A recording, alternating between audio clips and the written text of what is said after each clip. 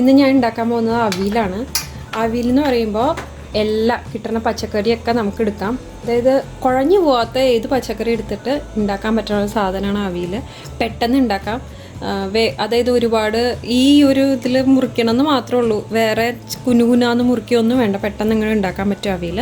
പിന്നെ നിങ്ങൾക്ക് ഒരുപാട് വീഡിയോസും ഒക്കെ ഉണ്ട് അവിയൽ ഉണ്ടാക്കാം. പക്ഷേ എൻ്റെ വേ ഓഫ് മേക്കിംഗ് അവിയൽ ഞാൻ ഒന്ന് കാണിച്ച് തരാം. ഇത്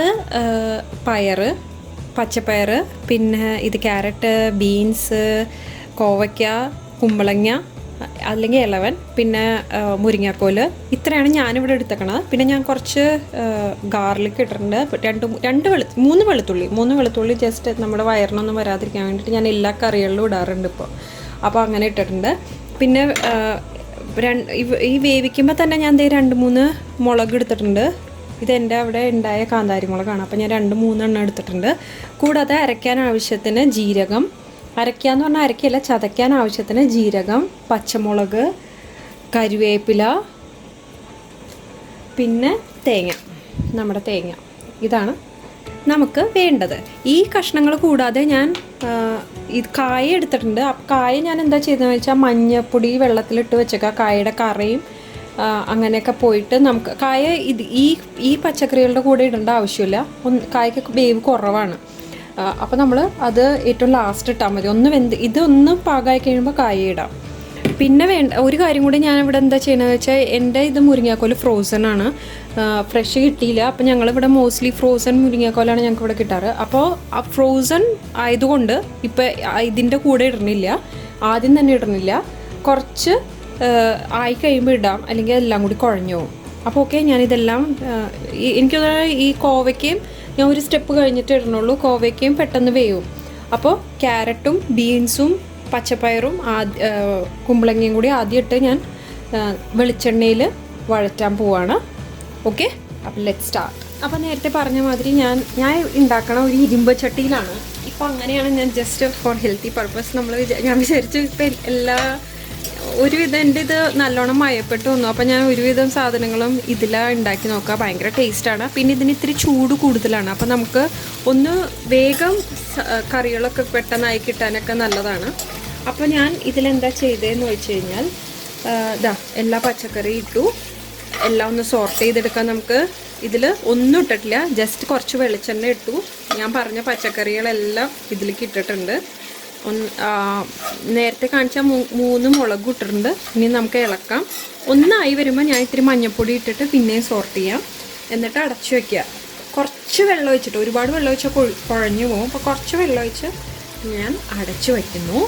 ഇതിൻ്റെ കൂടെ ഞാനൊരു 1/4 ടീസ്പൂൺ മുളക് പൊടി ഇടും, ജസ്റ്റ് കളർ കിട്ടാൻ വേണ്ടിയിട്ടാണ്. പിന്നെ ഒരു കാര്യം ഞാൻ നിങ്ങളോട് പറയാൻ മറന്നുപോയത്, ഞാൻ തൈരാണ് ഇതിലൊഴിക്കണത്. അപ്പോൾ ഞാൻ 1 കപ്പ് തൈര് എടുത്ത് മാറ്റി വെച്ചിട്ടുണ്ട്.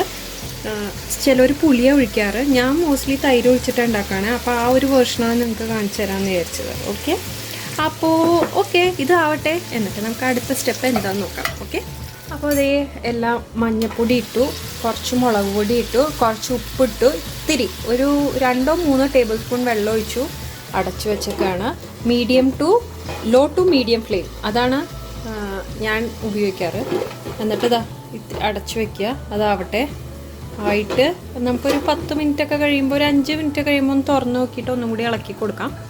എന്നിട്ട് തേങ്ങ ചതച്ചതും, എൻ്റെ വെള്ളം തിളയ്ക്കുന്നുണ്ട്.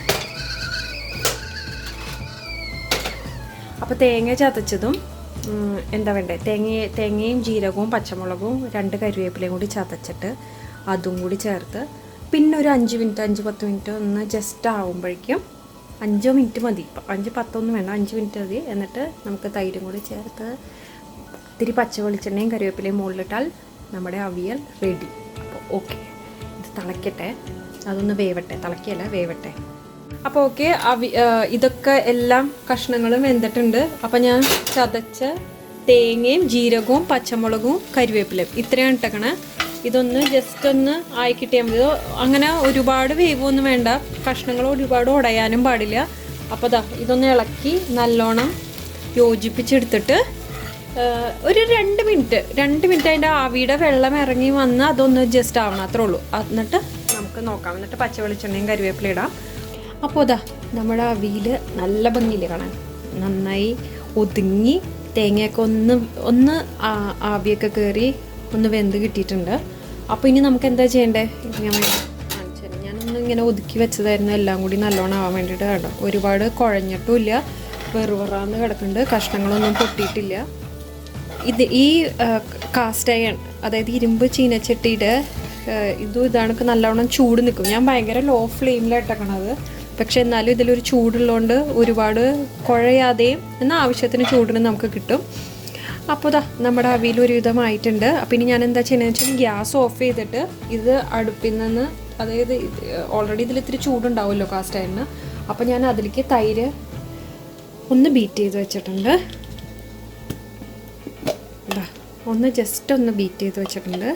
അത് ഇതിലേക്ക് ഒഴിച്ചിട്ട് അതിൻ്റെ മുകളിൽ ഇത്തിരി പച്ച വെളിച്ചെണ്ണയും കറിവേപ്പിലയും, ബാക്കിയുള്ള കരിവേപ്പില നമ്മൾ അരയ്ക്കാനും ഇട്ടു. ഞാൻ അതിന് മുമ്പ് ഇത് പച്ചക്കറിയൊക്കെ വേവിക്കുമ്പോഴും കുറച്ച് കരിവേപ്പില ഇട്ടു. ഇനി തൈരും കൂടി ഒഴിച്ച് പച്ച വെളിച്ചെണ്ണയും കരിവേപ്പില ഇട്ടാൽ നമ്മുടെ അവിയൽ റെഡി. അപ്പോൾ അത്രേ ഉള്ളൂ. അപ്പോൾ അവിയൽ റെഡിയായി. തൈര് ഒഴിച്ചു, ജസ്റ്റ് 2 മിനിറ്റ് അടച്ചു വെച്ചു. അപ്പോൾ ആ തൈര് എല്ലാത്തിലും പിടിച്ചു. ഇനി കുറച്ച് വെളിച്ചെണ്ണ അതിൻ്റെ മുകളിലേക്ക് ഇങ്ങനെ ഒഴിക്കുക. ഇവിടെ ഇങ്ങനെ വെളിച്ചെണ്ണ കട്ടയായിട്ടായിരിക്കുക, കണ്ടോ? അതിൽ നിന്ന് എടുത്ത് ഒഴിക്കുമ്പോൾ, പക്ഷെ നമ്മുടെ ചൂടോടുകൂടി ഒഴിക്കുമ്പോൾ അത് ഓക്കെ ആവും. അതിൻ്റെ മുകളിൽ കുറച്ച് വെളിച്ചെണ്ണ ഒഴിച്ചു. എന്നിട്ട് നമ്മുടെ കരിവേപ്പില, ഞാൻ കരിവേപ്പില ഒരു തണ്ട് എടുത്തതിന് കുറച്ച് നേരത്തെ അതിലേക്ക് ഇട്ടു. പിന്നെ അരച്ചപ്പോഴും ഇട്ടു 2 എണ്ണം. അരച്ചല്ല, ചതച്ചെടുത്തു. ഇത്രയേ ഉള്ളൂ, അവിയൽ റെഡിയായി. ഈ കാസ്റ്റ് അയണിലാക്കുമ്പോൾ നമുക്ക് ചൂടോടുകൂടി വിളമ്പുകയും ചെയ്യാം. ആ ഒരു ടേസ്റ്റ് ആണല്ലോ നമ്മുടെ നോൺ സ്റ്റിക്കിനെക്കാട്ടുമൊക്കെ. ഈ ഒരു കാസ്റ്റ് അയൺ അല്ലെങ്കിൽ ചട്ടിയിലൊക്കെ ഉണ്ടാക്കുമ്പോൾ ഒരു പ്രത്യേക ടേസ്റ്റാണ്. അപ്പോൾ ഇന്ന് അവിയലും കായയും പയറും കൂടി ഉപ്പേരി, അതായത് മെഴുക്കുവരട്ടി, പിന്നെ ചോറ്, സാമ്പാർ, ഇതാണ് ഞങ്ങളുടെ ഇന്നത്തെ ലഞ്ച്. സോ നിങ്ങളും അവിയൽ ഉണ്ടാക്കി നോക്കൂ, നല്ല അടിപൊളി ഊണ് കഴിക്കും. സോ അടുത്ത റെസിപ്പി വരെ ബൈ, ടേക്ക് കെയർ.